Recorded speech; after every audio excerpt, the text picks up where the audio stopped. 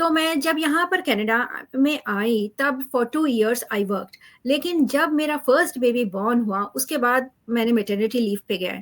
तो उसके बाद मैंने मैटरनिटी लीव जब खत्म हुई फिर जब वापस जॉब पे जाना तो बहुत ही मुश्किल था क्योंकि मैं बच्चे को कहीं छोड़कर जाना नहीं चाहती थी। आप घर के रिस्पॉन्सिबिलिटीज के साथ बच्चों के साथ इतने बिजी हो जाते हैं कि मैंने कभी वापस जॉब पे जाने का कभी सोचा ही नहीं। So I was a stay at home warm for more than 15 years.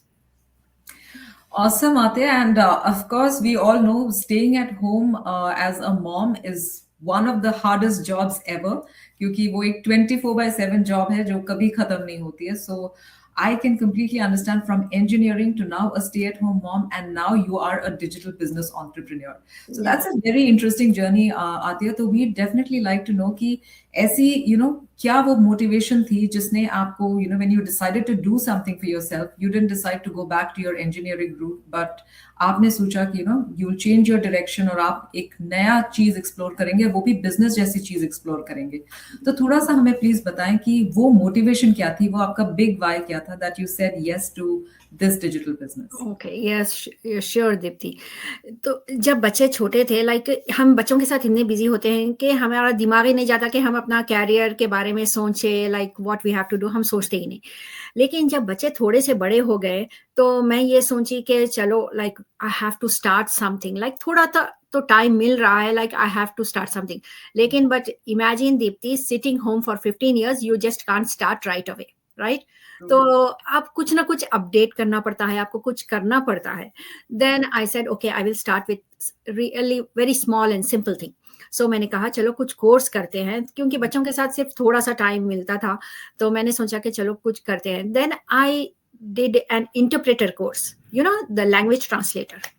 I did that course. I took the evening classes क्योंकि जब शाम को हस्बैंड घर पे आ जाते थे, मैं वो क्लासेस को जाती थी। Then I did that course. After that I started doing job for that one. लेकिन दीप्ति, उसका ये था कि वो जॉब का ना वो ऑन कॉल बेसिस जॉब था।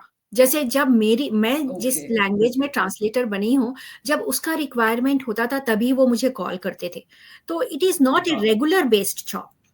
सो ऐसा होता था कि वीक में 1 बार या 2 बार बुला लिए, कभी तो वीक में आता भी नहीं था। तो ये रेगुलर बेस्ड जॉब नहीं था। तो मैं कुछ ऐसा देख रही थी कि कुछ रेगुलर लाइक कंटिन्यूअस बेस्ड हो। फिर मैंने ढूंढ रही थी कि ऑनलाइन स्पेस में कुछ करो। I was on the Hunt. फिर मैंने उसके बाद ना एक डाटा का कोर्स किया, डाटा एनालिस्ट का कोर्स किया, 1 साल का ऑनलाइन कोर्स किया, सारा ऑनलाइन था।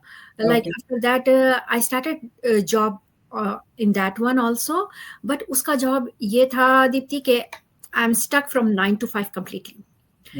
मैं बच्चों के साथ वैसा नहीं हो सकता था मेरे साथ ना, क्योंकि मैं बच्चों के साथ ऐसा देख रही थी जो बहुत ही फ्लेक्सिबल हो, क्योंकि I will get like 2 hours इधर 2 hours उधर, like I can't stick to the desk for complete 6 to 8 hours। तो वो जॉब करना मेरे साथ बहुत मुश्किल हो गया था, तो मैंने वो क्विट कर दिया।